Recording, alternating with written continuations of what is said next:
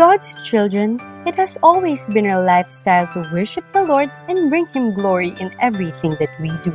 We always give our best to God because we know that we cannot outgive Him. He got our back and He will always provide. Part of our worship to the Lord is our giving. We may be in the middle of crisis, but we will still hold on to what the Lord has promised. As the Bible says in Malachi 3:10, "Bring the whole tithe into the storehouse that there may be food in my house.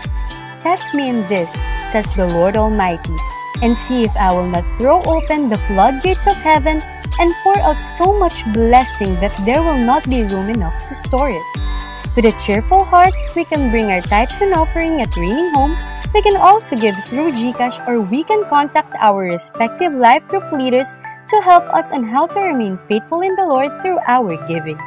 Let us always remember that it's not what we do, it's who we are. We give simply because we love. Let's give! Come on, let us worship God. Lord, Ikaw lang yung tanging kailangan namin. Hindi ko kaya, pero kaya mo sa buhay ko. Lahat, Panginoon, binigay mo kahit buhay mo para sa akin, Ama. Oh, Jesus.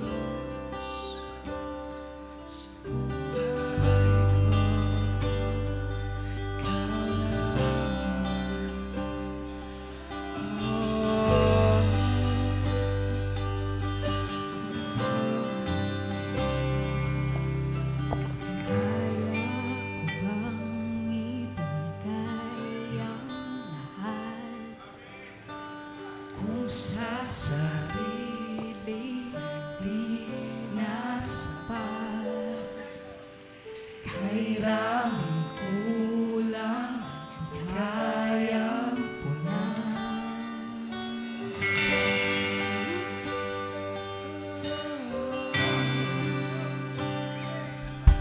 Laging sinusubo pusong pagkat, ngunit umaapaw pagmamahal. Maraming kulang ang iyong pinunan sa buhay ko, Diyos. Kulang ang iyong pinunan. Ngayon pa ba magdududa? Katapatan mo ay sapat na.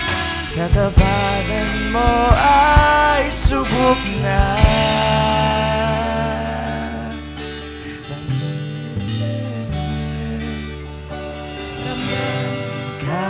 Sa ilim ng hangin, tanaw ka sa pilyo, mga tala, liwanag ng buwan at araw ay patunay na ika'y dakila ng ibon sa kalangitan. Ikaw lang ang tanging kailangan.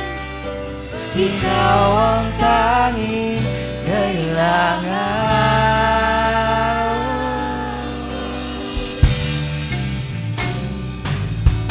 Sabihin mo lang ang iyong salita, handang makinig at sa'yo'y magtiwala.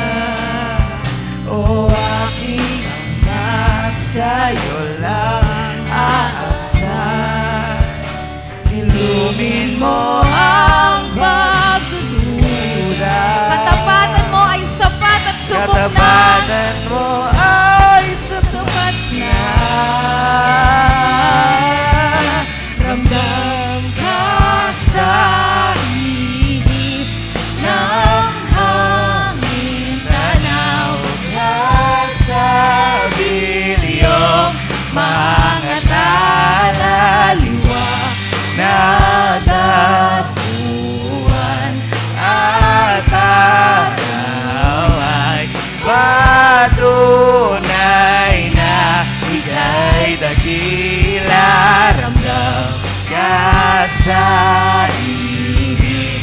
ng hangin, tanaw ka sa sa bilyong mga dalaliwanag ng buwan at araw ay patunay na ika'y dakila gaya ng ibon sa kalangitan. Ikaw ang tanging kong kailangan.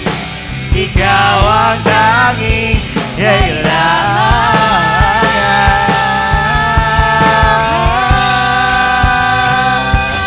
Oh, Jesus, ikaw lamang ang tanging kailangan.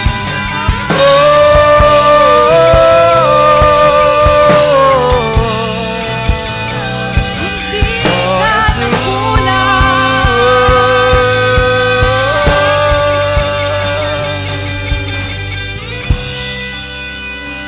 Oh, Diyos, hindi ka nagkulang. Hindi ka nagkulang.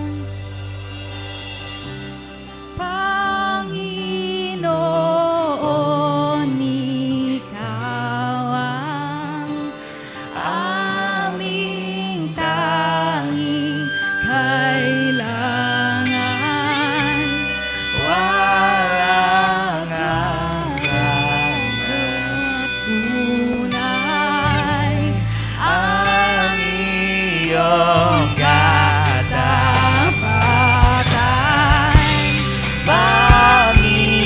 Panginoon, ikaw ang aming tanging kailangan. Walang hanggan at tunay ang iyong katapatan. Panginoon, ikaw ang aming tanging kailangan. walang hanggan Walang hanggan at tunay ang iyong katapatan. nasa ihip ng hangin tanaw ka sa bilyong mga talaliwa. Nag ng buwan at araw ay patunay na ika'y dakila. Ramdam ka sa ihip ng hangin, tanaw ka sa bilyong mga dalaliwanag ng buwan at araw ay patunay na ika'y dakila. Ramdam ka sa ihip ng hangin, tanaw ka sa bilyong mga dalaliwanag ng buwan at araw ay patunay na ika'y dakila gaya ng ibon sa kalangitan. O Diyos, ikaw ang tanging kailangan. Ikaw ang aking kailangan. Gaya ng ibon, Gaya ng ibon sa kalangitan. Oh, ikaw ang tanging o aking Jesus, aking Jesus.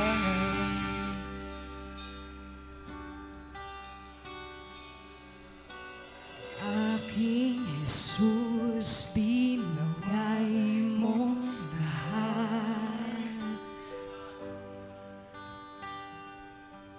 O aking Jesus, aking Aking Jesus, binigay mong lahat. Krus ng pag-ibig. Krus ng pag-ibig. O aking Jesus.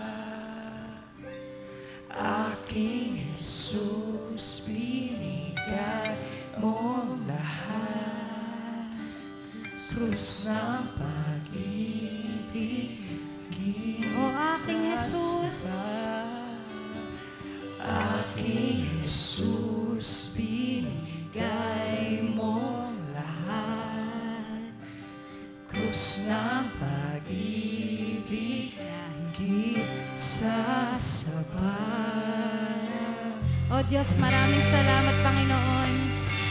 Maraming salamat, God, at kahit sa araw, sa liwanag, O God, sa gabi, sa buwan, nakikita namin ang kabutihan mo sa buhay namin. Salamat, Lord, dahil lagi kang may pinapakitang goodness in our lives. Thank you, Lord, dahil sa paghinga namin, napakabuti mo. Sa sitwasyon namin, napakabuti mo. And in all those situations, God, ikaw lang yung tanging kailangan ng buhay ng bawat isa.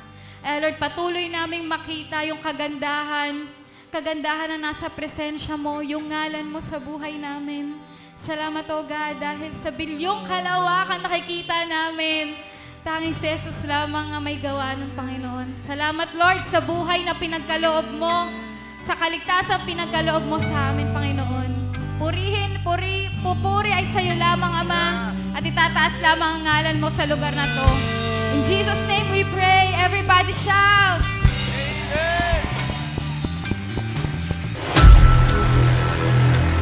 Every individual is a generation.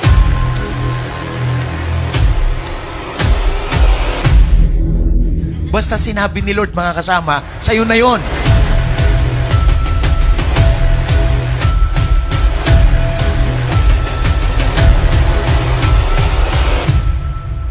You are created for the Lord.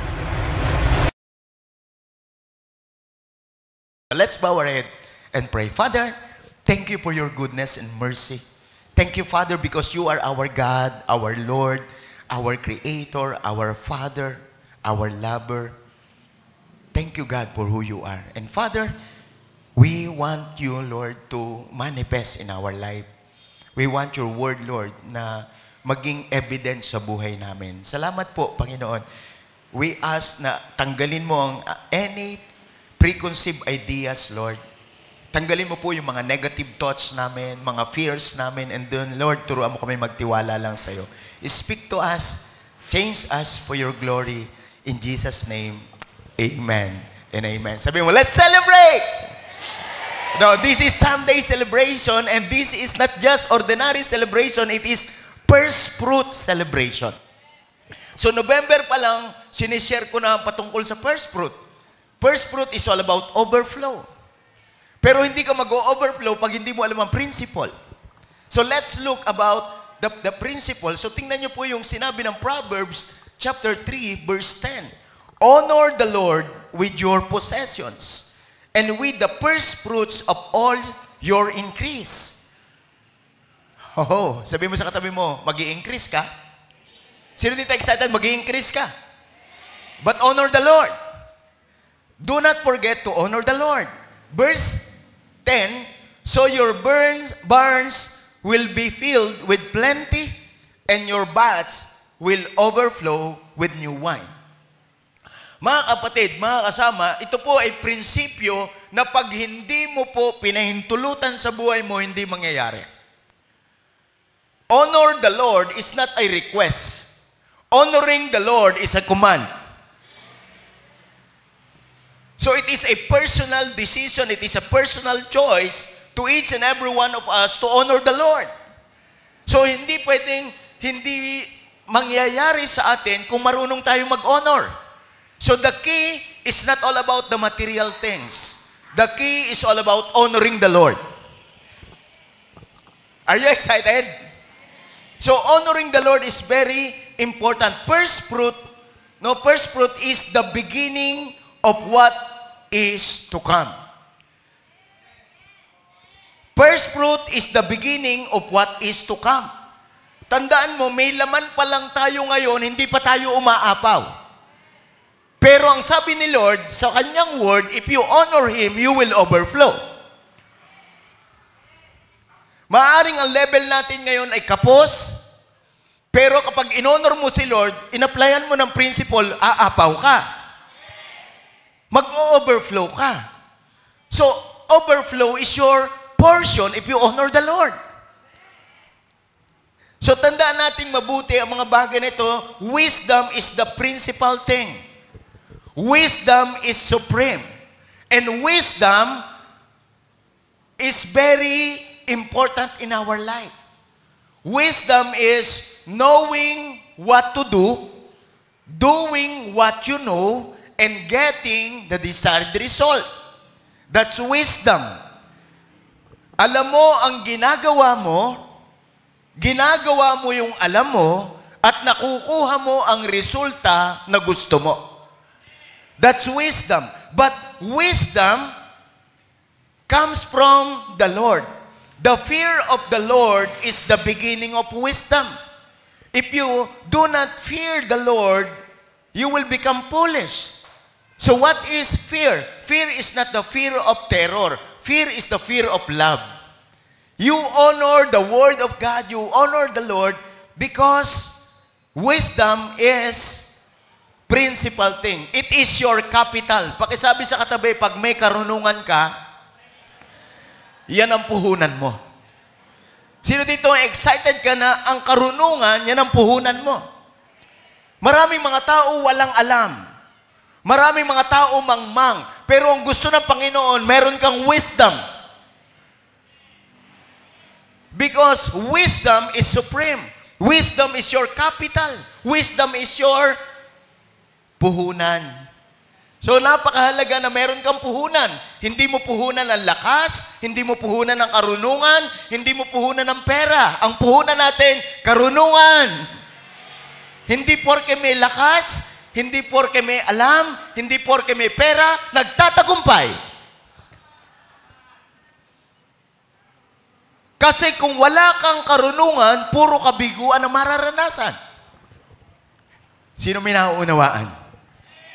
So, ang karunungan, nanggagaling sa Panginoon. The fear of the Lord is the beginning of wisdom. So, tandaan nating mabuti ang prinsipyo ng mga bagay na ito. Pero, merong pinaunawa sa atin. Proverbs, in the same chapter, simulan natin doon sa chapter 5, o chapter 3, verse 5. Anong sabi ng chapter 3, verse 5? Trust in the Lord with all your heart. So it is not just honoring the Lord, it requires trusting the Lord. Yung maniwala, magtiwala, magpapaubaya. Yung dapat ikaw ay kaisip, kapuso, at saka kadiwa. Kapuso, kaisip, kadiwa.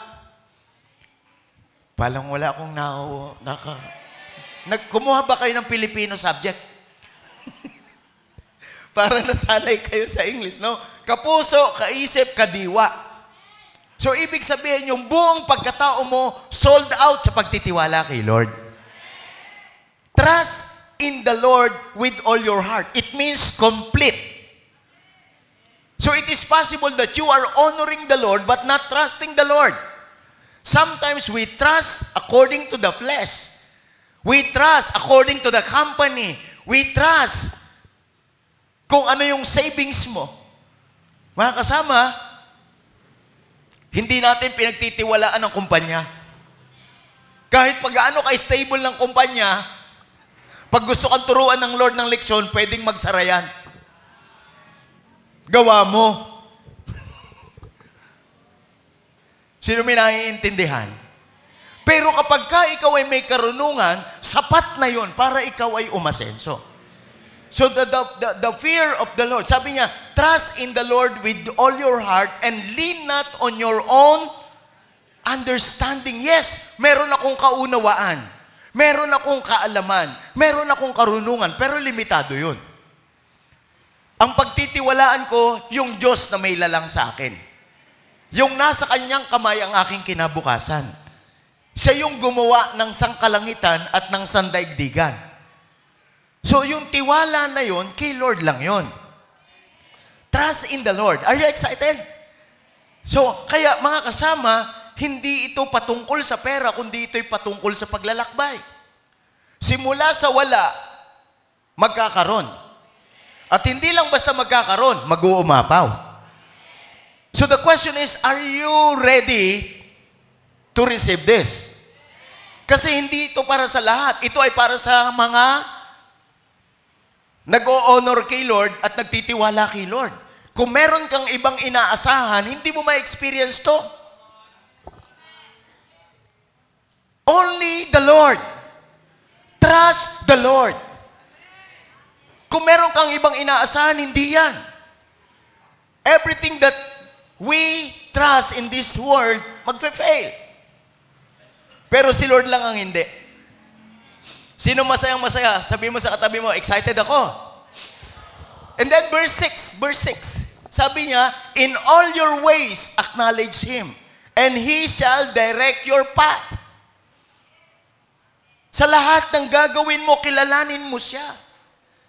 Sa lahat ng gagawin mo, pabayaan mong pangunahan ka, pabayaan mong kasama ka, samahan ka, pabayaan mong bantayan ka. Because we don't know the future. And there is a battle in life. Hello? May digmaan sa buhay. Hindi mo kakayanin kung walang mangunguna sa'yo. Hindi mo kakayanin kung walang tutulong sa'yo. Hindi mo kakayanin kung walang magpoproteksyon sa'yo. So, God is our guide. God is the one who lead us. God is the one who protects us. In all your ways, acknowledge Him. Lahat ng daan mo, lahat ng gagawin mo, kilalanin mo ang kapangyarihan niya.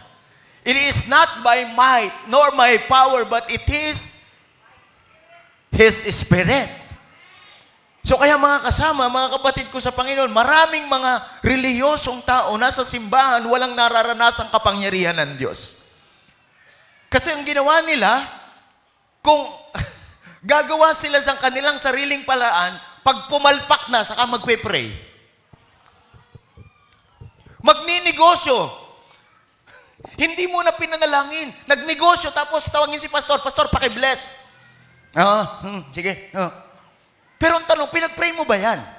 Hindi porke yan biniles, be-bless talaga yan.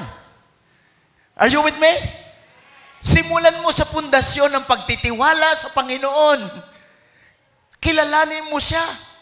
Alalahanin mo siya sapagkat lahat ng bagay Kanya. Trust in the Lord. Sino dito yung masayang-masaya? May gagawin si Lord.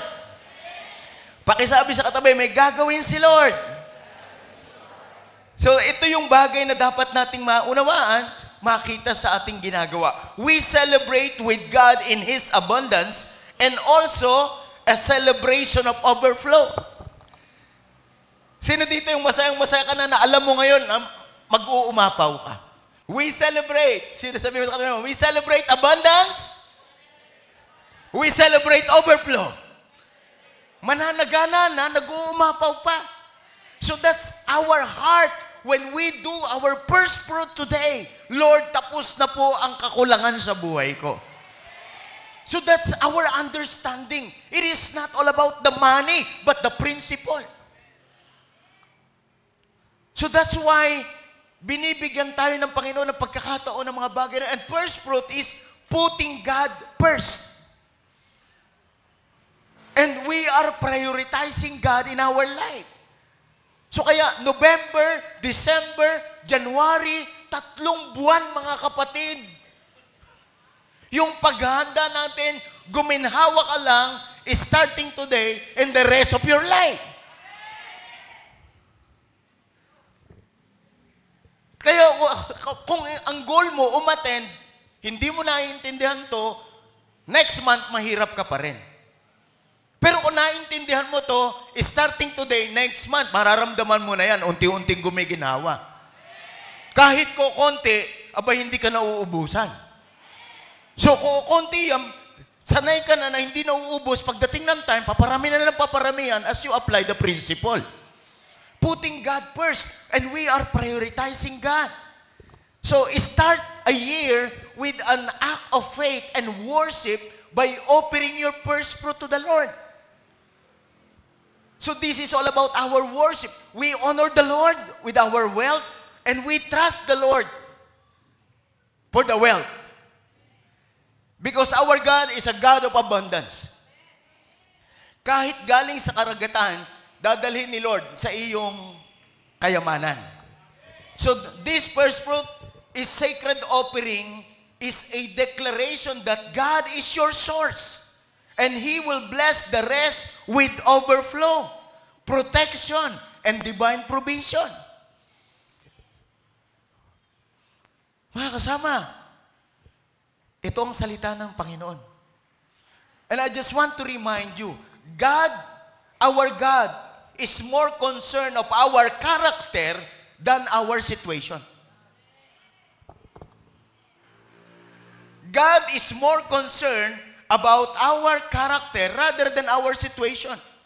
Many people nowadays, naaapektuhan yung pagsunod sa Panginoon, naaapektuhan yung pinagagawa ng Panginoon kasi may sitwasyon ako sa buhay.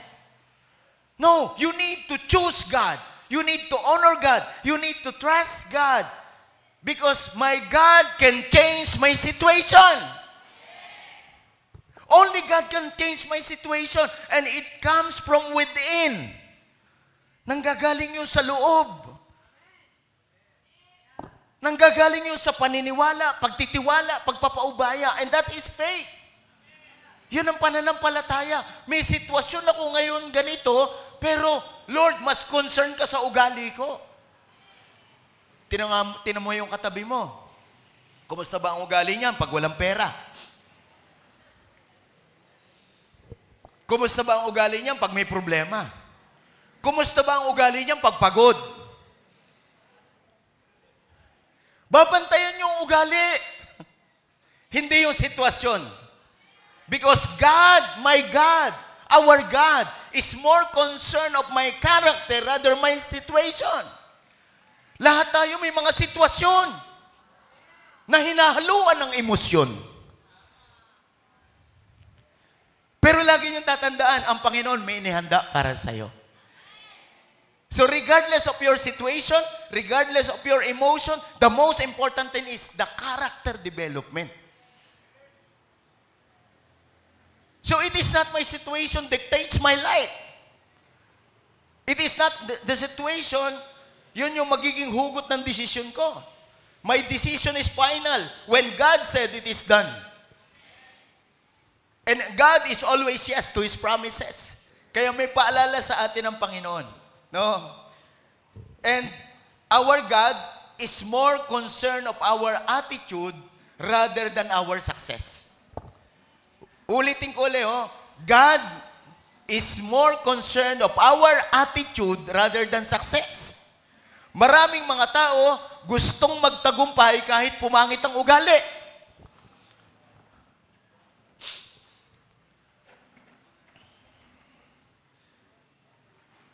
Sino minaunawaan? Our God is more concerned of our attitude rather than success. Tandaan nyo, ang tagumpay, hindi dahilan sa nagsumikap ka. Ang tagumpay, hindi dahilan sa magaling ka. Ang tagumpay, hindi dahilan sa nagsip-sip ka. Ang tagumpay, galing kay Lord. But the most important is your character. Do not please anybody. Please only the Lord, your Creator, your Maker. Please the Lord. Siya lang po yung bibigyan natin ng karangalan, bibigyan natin ng kaluwalhatian. So, concern siya sa iyong attitude rather than success. Success is not a success kung pangit ang ugali mo.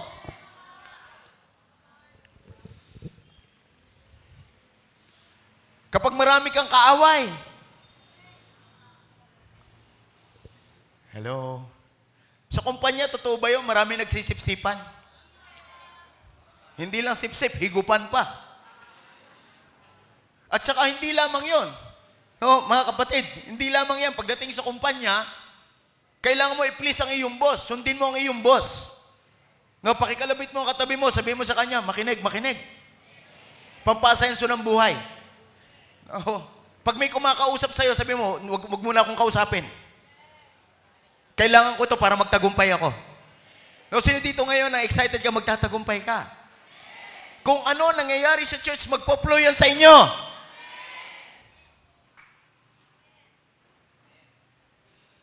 Unti-unti, may nangyayaring development dito sa church, dapat sa life mo rin. Hindi pwedeng stagnant. Hindi pwedeng kagaya lang nung isang taon. Dapat ngayon, the best. So kaya, excited ako na ang mga ugali natin, tumitino tayo, bumabait tayo. Ang tagal mo na sa church pasaway ka pa rin. Sinusunod mo pa rin yung gusto mo, hindi yung gusto ni Lord. Tapos gusto mong i-bless ka. Hindi pwedeng ganun, mga kasama. Hindi pwedeng umaten ka, bless ka na. No.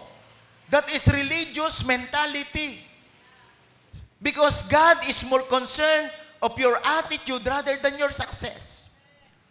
Kaya wag nyo nasain ang tagumpay. Ang tagumpay natin ay ang Diyos. Kabiguan, kung iniisip mo, nararamdaman mong tagumpay, tandaan mo, pag walang Diyos, bigo yan. Kasi ang Diyos lang talaga ang ating kailangan sa buhay natin. Tandaan nyo, our God is more concerned about the principles rather than blessings. Our God is more concerned about the principles rather than blessings. Maraming mga tao nakakalimutan ng prinsipyo dahil lang sa may pagpapala. Kaya mag-ingat tayo mga kasama. Akala mo blessing, baka bait. Ano yung bait? Pain. B-A-I-T. Bait. Bait ni Satanas. Akala mo blessing, tandaan nyo, ang trabahong walang Diyos, pain. Huwag kang magkakaroon ng trabaho na wala kang Diyos. Unahin mo ang Diyos and you will be blessed.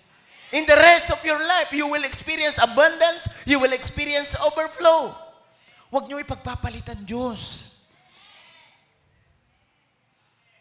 Mga kasama, ayoko naiiwan kayo, umaasenso nang magtanong kayo. Huwag kang mayabang. Huwag mong yakapin ang kahirapan. May inilalaang kasaganaan para sa'yo. Because it is not all about the money, it is not all about the wealth, but it is all about the impact of your life. I want your life to become impactful. Gusto ko na kayo po, hindi naman problema sa pera, nanlilibre kayo, namimigay kayo.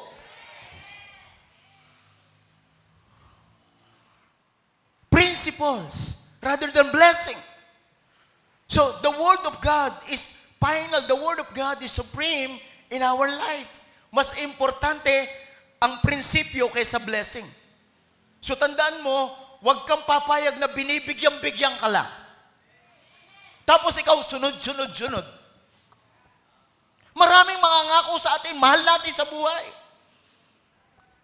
Maraming ibibigay sa iyo, lumayo ka lang sa Diyos. Mga kasama, paalala sa atin, concern ako about your future. Ang gusto ko ngayon, sa lahat ng mga kinakausap ko, pinag-i-start ko na nga sila mag-save Mag-open kayo ng account for savings. Kasi kahit faithful ka sa tithes, faithful ka sa iyong offering, sa church project, nagpe-first fruit ka pa, kung wala kang savings, hindi ka pa rin mayaman. Because savings is overflow. Alam niyo yung savings? Principle yan. Money gathered little by little, it will grow. Paghandaan niyo ang inyong pagtanda. Dapat mas maraming pera kaysa sa edad. Ang mahirap, mas matindi ang edad kaysa sa pera.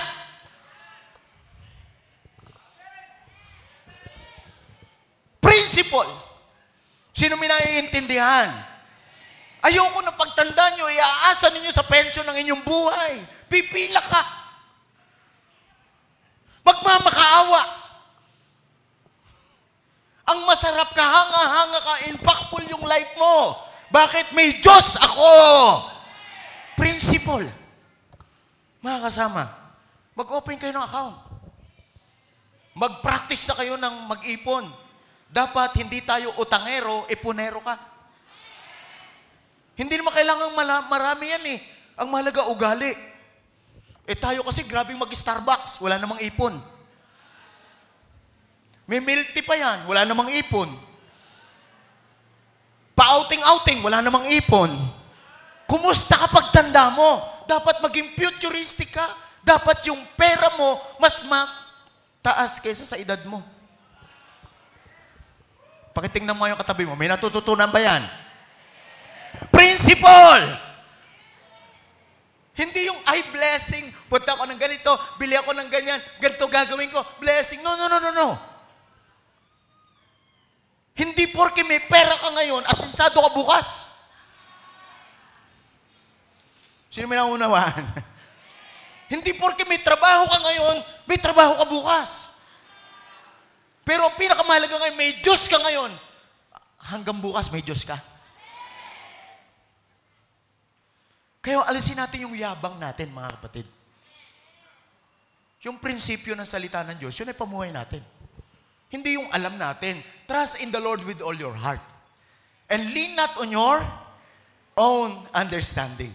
Sabi mo sa katabi mo, excited ako. So, sino dito yung may naiintindihan ka? So, kaya nga, may paalala sa bawat isa sa atin na mga, na ganito. God commanded us not to worry. Sabi mo sa katabi mo, God commanded us not to worry. Inutusan ka na huwag kang mag-alala. Maraming mga tao, produkto ng pag-aalala.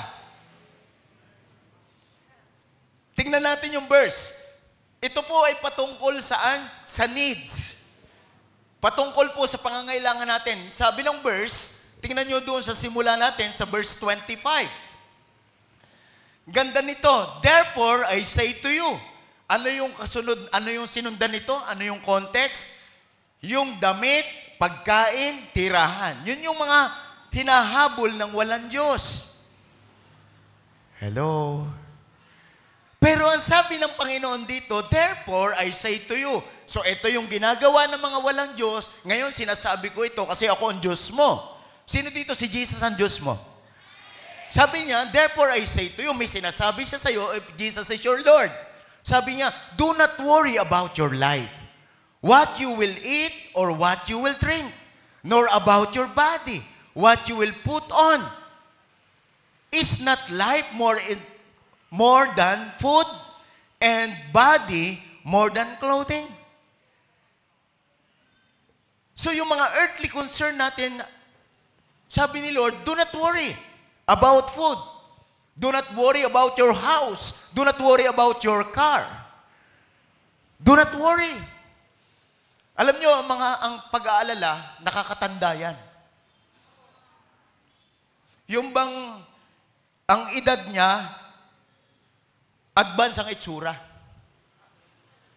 Ang maganda, kapag hindi ka nag-aalala, yung edad mo advance, yung itsura mo bata.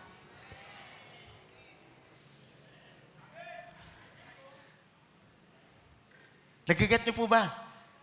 Yung wala kang pag-aalala. Hindi ka nag-aalala sa anak mo, hindi ka nag-aalala sa bahay mo. Imagine mo, hindi pa mansyon yan, hindi mo maiwan. Paano kang bibigyan ng the best ni Lord? Sino may naiintindihan?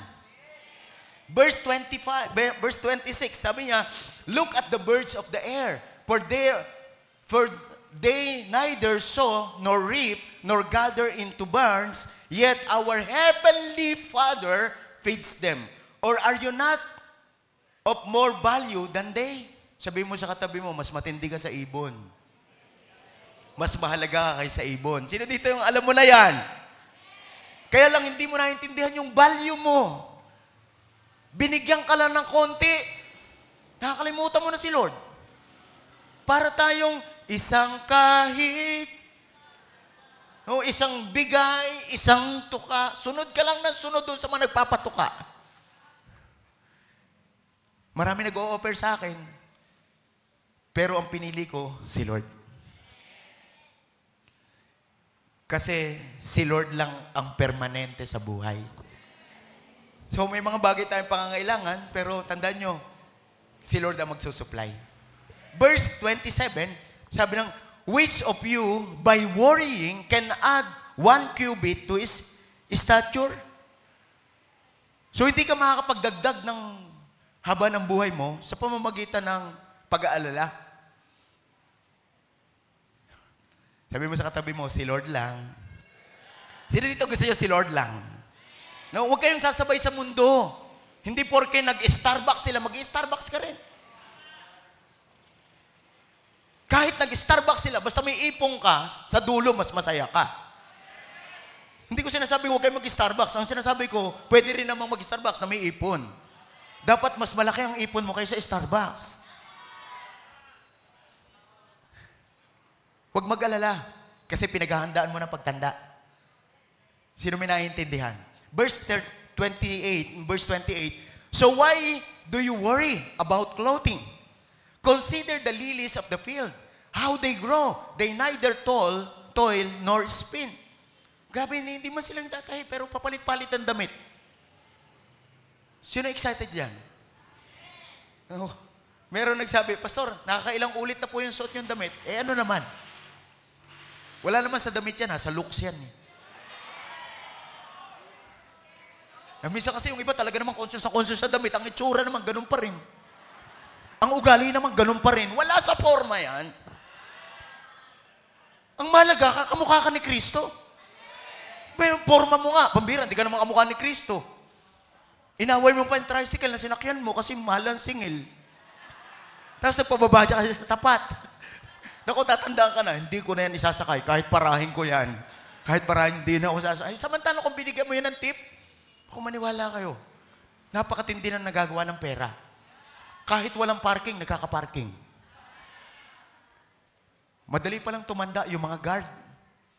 Pag binigyan mo pala yon, talagang pag nakita, uy, si sir pala to, sir. Kung bala, dito.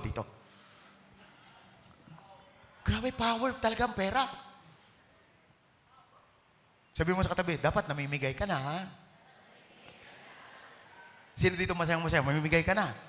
Eh, kasi minsan yung damit lang ang inaayos mo, hindi yung buhay. Damit lang ang inaayos, hindi yung pananaw. Ang forma-forma mo ngayon, wala namang pupuntaan. Sino may naiintindihan? Dapat maporma ka ngayon kasi alam mong tagalangit ka. Sino may naunawaan? No, tandaan nyo, pag walang pera, emosyonal. Napansin ko yan, no? Pag walang pera, grabe, ang bilis magtampo. Kaya gusto ko magkapera kayo para wala ng tampurista sa inyo. Eh, imagine mo, sinasabi kong ito, mina-open pa. Umasenso ka na lang, maiintindihan mo ako. Parang ang tahimik nyo. Sino masayang-masaya na naiintindihan tayo? Verse 29, no? Verse 29. Sabi diyan, and yet I say to you that even Solomon in all his glory was not arrayed like one of this. Imagine mo si Solomon, siya na yung pinakamatalino, pinakamayaman, daig pa nung kaparangan. So hindi pala yung talino, hindi pala yung yaman, ang iyong dapat habulin kasi hindi mo kayang pantayan si Solomon. Hindi lang yung forma niya, hindi lang itsura niya, hindi yung kayamanan niya, pati karunungan. So, napaka-importante na natututunan natin ngayon. Sino masaya ka na naunawaan mo yan? So, do not worry. Sabi niya, do not worry. Verse 30, sabi niya, now if God so clothes the grass of the field, which today is, and tomorrow is thrown into oven, will not much more clothe you, O you of little faith. Sabi mo sa katabi mo, dapat hindi nagdududa. Hindi nag-aalala. No, alam mo ba, pagka ikaw ay nag-aalala, nagdududa ka. At ang mga nagdududa, laging nag-aalala yan. Pero yung nagtitiwala, grabe. Sabi ng doktor, hindi ka nagagaling. Hindi, may tiwala ako. Mas matindi ang doktor ko kaysa, ang Panginoon ko kaysa doktor. Sabi ng iba, mahirap ang negosyo ng ganyan. Hindi, mas matindi ang Diyos ko kasi may word ako. Tandaan nyo, magsisimula kayo na mayroong word. Dapat talaga word ni Lord. Kahit anong talino ng tao, dapat may word ni Lord. So verse 31. Therefore, do not worry, saying, what shall we eat? What shall we drink? What shall we wear? Anong kakainin? Anong iinumin? Anong isusuot? One time, kasama ko si Joanne. Sabi ko, Joanne, kain tayo. Sabi ni Joanne, sabi ko, saan tayo gustong umalis? Sabi ni Joanne ganito, Pastor, pag may pera, ang hirap maghanap kung anong kakainan. Pero pag wala kang pera, yung sakto-sakto lang, yung budget mo lang, ang daling kumain. Grabe yung wisdom. Oo nga, no? Pag mapera ka na, ang hirap kumain kung saan kakain. Pero pag yung budget mo konti lang, tahanapin mo lang yung presyo, kahit di masarap, basta sakto sa presyo mo. Tama, may naiintindihan? Sabihin mo sa katabi mo, tapos na yun sa'yo ngayon. Sino excited kapag pumunta ka sa restaurant, yung pinaka-the best ang o-orderin mo? At hindi lang ikaw kakain, isasama mo pa mahal mo sa buhay. Huwag kayong mag-alala, sagot ko lahat. Yung mga ganon. Hindi yung baka naman. So mga kasama, verse 32, sabi yan, for after all these things, the Gentiles seek. For you, Heavenly Father, knows that you need all these things. Bago mo pahingin, alam na ni Lord. Ang gusto lang ng Diyos, magtiwala ka sa Kanya. Ang gusto lang ng Diyos, umasa ka sa Kanya. Bago mo pahingin, alam na niya. Kaya merong 6:33. Ano yung sinabi dun sa 6:33? But, alam ko ang kailangan mo, but seek first His kingdom. Alam niyo ni Lord kung ano yung we need, but seek first His kingdom, the kingdom of God and His righteousness, and all these things shall be added unto you. So mga kasama, napakahalaga niyan na nauunawaan natin. Sino excited na yan ay ating natututunan ngayon? So therefore, do not worry about tomorrow, for tomorrow will worry about its own things. Sufficient for the day its own trouble. Yan yung sinabi sa verse 34. So that's why, learn to prioritize God. We must prioritize God in our lives. And we must acknowledge that our God is the only source. Siya lang talaga yung source natin. Tandaan nyo, mga kasama, ganito ang principle, no? You need to fear the Lord in order for you to get wisdom. And wisdom is giving you the ability. Learning. Sabihin mo sa katabi mo, learning. So, galing kay Lord, merong wisdom, tapos yung wisdom magbibigay ng learning, tapos yung learning, magbibigay sa'yo ng earning. At yung earning, yan ang iyong giving.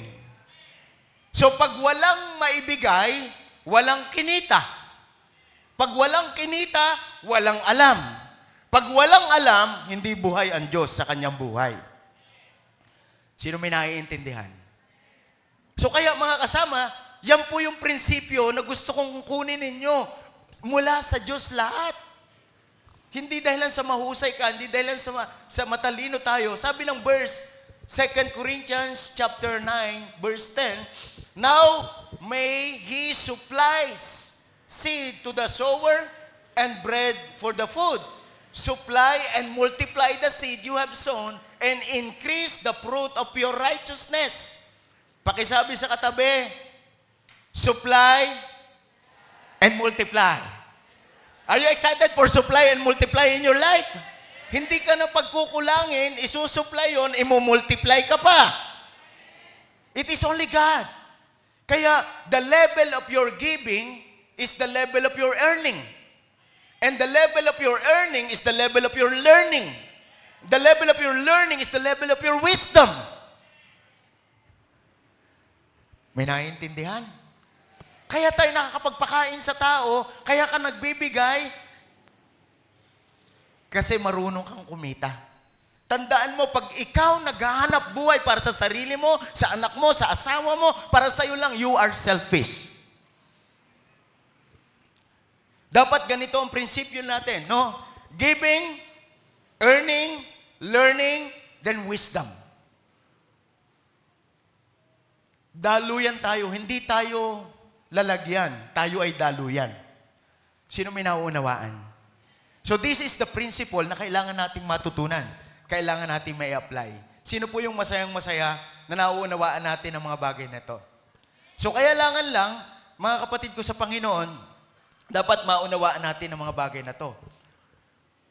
Number one thing that we need to understand, nagbibigay tayo kasi tumanggap tayo. That's natural.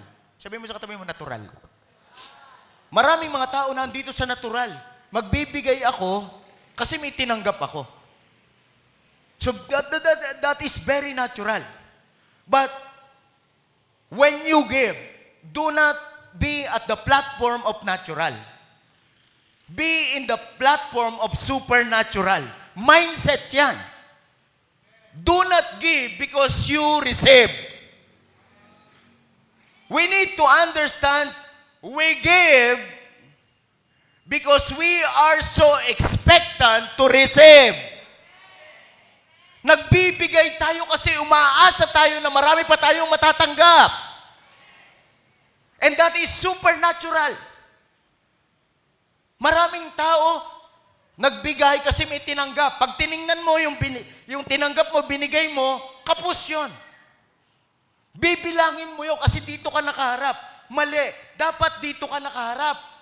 Nagbibigay ako kasi may tatanggapin pa ako. Magbibigay ako kasi may tatanggapin pa ako. Magbibigay ako kasi may tatanggapin pa ako. Hindi ka makakamove ng ganito. Kung ikaw ay nasa natural, magbibigay ako kasi may tinanggap ako. Nagiget niyo po ba mga kapatid ko? Maraming mga tao kaya hindi nila ma-explore ang mga bagay na ito because they have lack of faith. Dapat nasa atmosphere of faith ka. Magbibigay ako kasi tatanggap ako. And that is principle in the kingdom. Remember si Queen Sheba? Dumalaw siya kay Solomon kasi meron siyang ikinonsult. Amazed na amazed si Queen Sheba dahilan sa wisdom na meron si Solomon. Grabe, yung gate, yung palasyo, yung mga ushers, yung nagsiserve sa table, everything was great because of Solomon's wisdom. Alam niyo, sa bless ni Queen Sheba, binigyan po ng barko-barkong ginto si Solomon. And si Solomon, by his power and might, hindi ho siya nagpatalo. Nagbigay din si Solomon higit na ibinigay kaysa ni Queen Sheba. We cannot outgive God. Sino may naiintindihan? Sabi ni Solomon, hindi mo pwedeng bigyan ako. Insulto yan sa pagkahari ko. Mas matalino ako sa'yo, mas makapangyarihan ako sa'yo, mas mayaman ako sa'yo, yung ibinigay mo sa akin, hihigitan ko.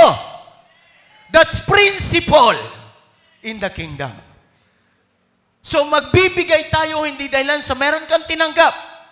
Magbibigay tayo kasi meron pang tatanggapin.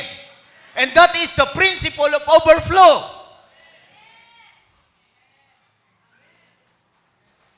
Sino may naunawaan? Mga kasama, grabe ang binigay ni King Solomon. Why? Because he is powerful. He is rich. And I tell you today, you cannot outgive God. Maliit yung binibigay mo. Mag-expect ka sa malaking tatanggapin. So that is the principle of first fruit. It is not money, but it is all about the principle. Huwag kang magbibigay kasi may tinanggap ka. Magbibigay ako kasi may tatanggapin pa ako. Sino may inaasahan? May naunawaan. So, tandaan nyo mga kapatid ko sa Panginoon, napaka-importante ng pananampalataya. No, when we give, we must do it in a higher perspective, in the supernatural, with wisdom, and most of all, with faith. So when you give your first fruit today, you must have wisdom. Hindi yung tinanggap ko ang magiging sukatan ko. Ang sukatan ng first fruit ko, ng pagbibigay ko ngayon, yung tatanggapin ko pa. So do it in the atmosphere of wisdom and the atmosphere of faith. So tandaan natin mabuti ang mga bagay na ito. When we give, we must give in the atmosphere of faith and abundance. Dapat ganun tayo. Si Lord hindi siya mauubusan. Si Lord hindi magkukulang. So atmosphere of faith and abundance. Lord, I cannot outgive you. I know that you own everything. But God, I'm here. Lord, gusto ko po, may pag-asa pa ang buhay ko. Aasenso ka pa. May mangyayari pa sa'yo. Makakatulong ka pa. Mga kasama, mga kapatid ko, hindi tayo nandito para humingi sa tao. Hindi tayo para magmakaawa. Nandito tayo, daluyan lang tayo. May mga bagay na ibibigay sa iyo ang Panginoon. Sino dito excited ka sa principle na to? So, use faith. Sabi ng Hebrew, chapter 11, verse 1. Sa King James Version, New King James Version. Now, faith is the substance of things we hope for. The evidence of things not seen. So, dito, huwag kang magbibigay na doon nakaharap. Huwag kang magbibigay kasi may tinanggap ka. Because the measurement na gagamitin mo, yung binigay mo. So, ito paatras yan. Maraming mga tao nagbibigay paatras, papalayo, tumatagal sa church, pero hindi na-experience ang abundance. Tapos, matagal sa church, kinu-question yung life. Kinu-question si Lord. Lord, totoo ka ba? Bakit wala nangyayari sa akin? It is because of what? Atmosphere. Huwag kang magbibigay kasi nandito ka sa ganitong atmosphere. Magbigay ka na nandito ka. Because kapag nagbigay ka, hindi mo ma-outgive si Lord.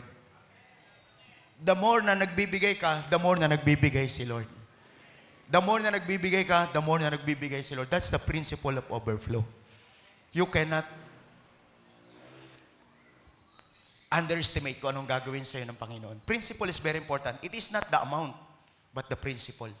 So kaya mga kasama, paano ang ibig sabihin dyan? Pag magbibigay ka ngayon, ang sukatan ng overflow, the measurement of overflow is your first fruit. Depende sa lalagyan mo kung anong aapaw. But my prayer is that this morning, pagkuha natin, pagbibigay natin ang first fruit natin, mga kasama, ang atmosphere natin, nasa atmosphere of faith tayo, na meron tayong tatanggapin. Hebrew chapter 11, verse 1. TPT version, the Passion Translation.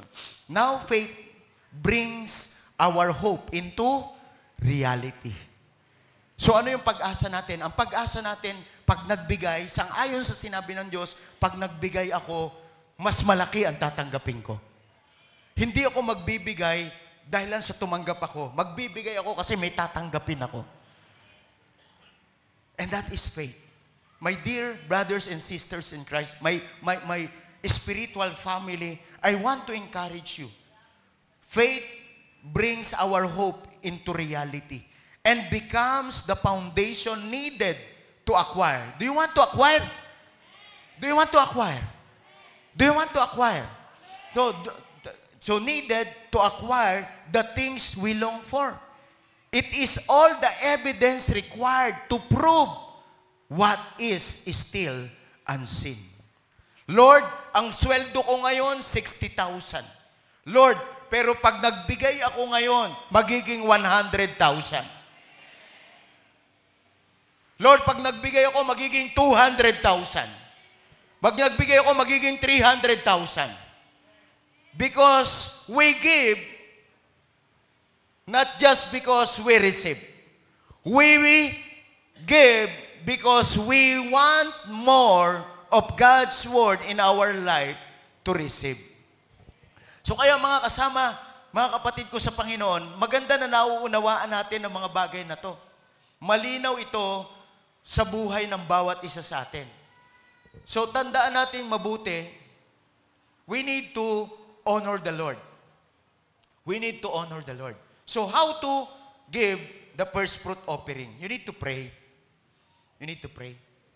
Pag-pray mo. Then you need to prepare. You need to prioritize, then give. And then repeat again. Because the measurement of your first fruit, the measurement of overflow.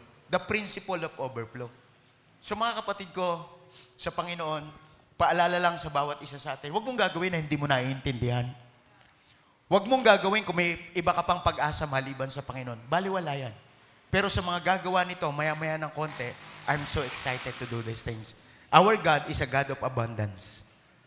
Mayaman ang Diyos natin. At siya ang ating Ama. Ngayon, alam na nating i-activate kung paano natin makukuha ang mga bagay na to. So, mabubuhay tayo sa kasaganaan.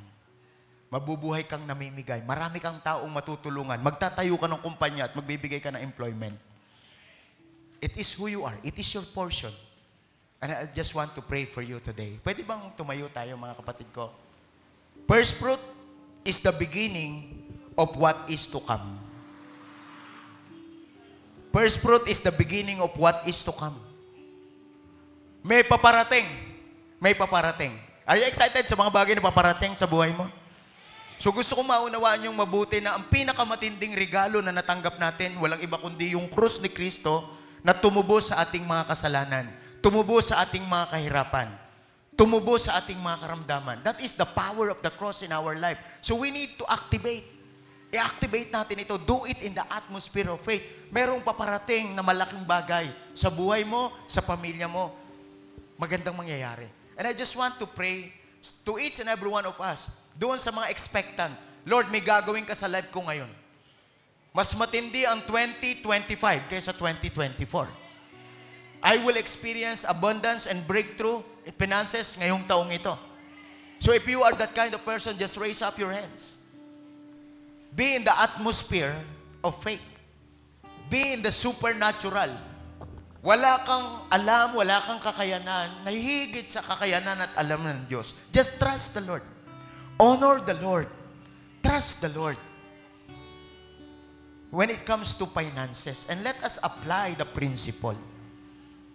Wisdom is supreme. Love the Lord. Father, we come to you. We declare that you are powerful in our life. And we worship you. We glorify you. We honor you. Father, as we worship God, please open up heavens for us.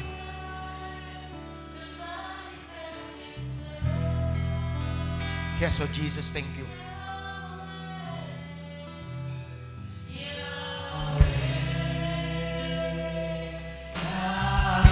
Declare it with conviction. Yung may karamdaman, gagaling. Yung mga walang anak, magkakaanak. Miracle baby. Miracle healing.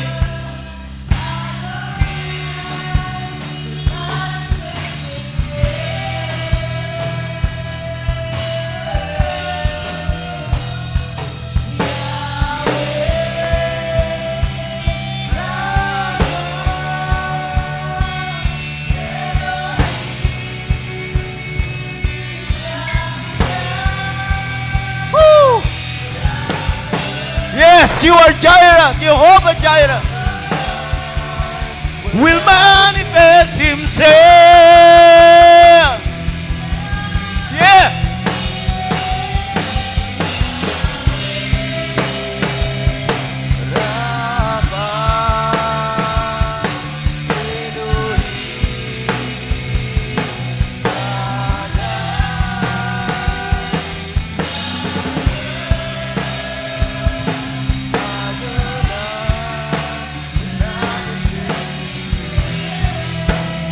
Will manifest, Lord. You will manifest.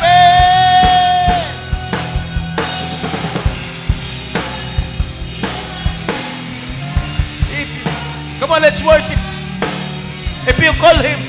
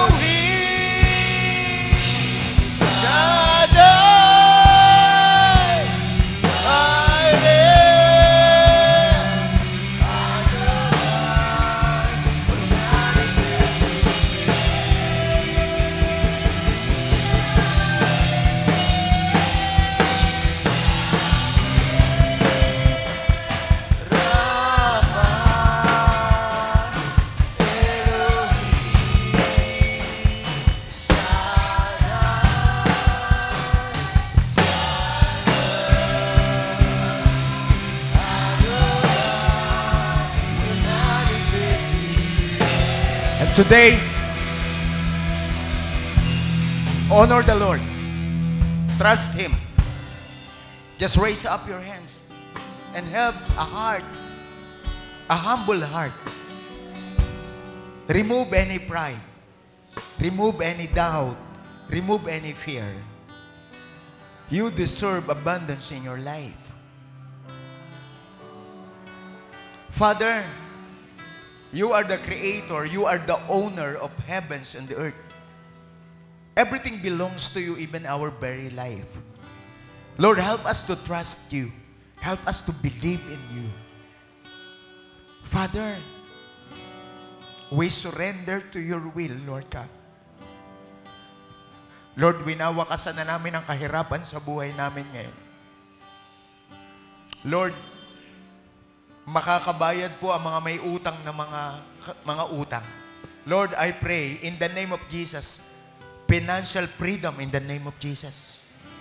Financial breakthrough in the name of Jesus. Makakabayad sa utang ang aking mga kapatid na may utang, Panginoon. At simula ngayon, hindi na kami mangungutang. Lord, we ask for a miracle.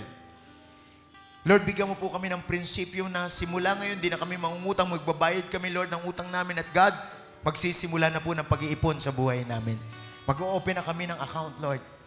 Salamat po, Diyos. Pagpalain mo po, Panginoon, ang aking mga kapatid na ikaw lang ang pinagtitiwalaan. Hindi ang mundo, hindi ang trabaho, hindi ang aming lakas, hindi ang aming galing. Lord, we trust you. And Father, kung sino man po ang may karamdaman, sa pangalan po ni Jesus, tanggalin mo rin po, Panginoon. Lord, ang katawang ito ay pagmamay-ari mo. Lord, i-restore mo po ang mga broken parts ng aming mga katawan. Even sa physical, even sa internal organs namin, O God. Tanggalin mo po, Panginoon, itong mga bagay nito. Even outside, Lord. Tanggalin mo po ang aming mga karamdaman. Yung may mga PCOS, may mga problema sa matris, may mga problema na arthritis, may mga lahat ng karamdaman, Panginoon, tanggalin mo po, Panginoon. Lord, we ask for your miracle, O God. We ask for your miracle. And Father, pinagpe-pray din namin ng mga broken-hearted, mga broken relationship, broken families, Lord. In the name of Jesus, simula ngayon po, lahat mo ito magiging maayos na sa amin. Salamat po, Diyos. Pagpalain mo po kami, Panginoon, at patuloy mo kaming ingatan. As we honor you, O God, as we glorify you, Lord, i-bless mo po ang aking mga kapatid. In Jesus' name, amen and amen.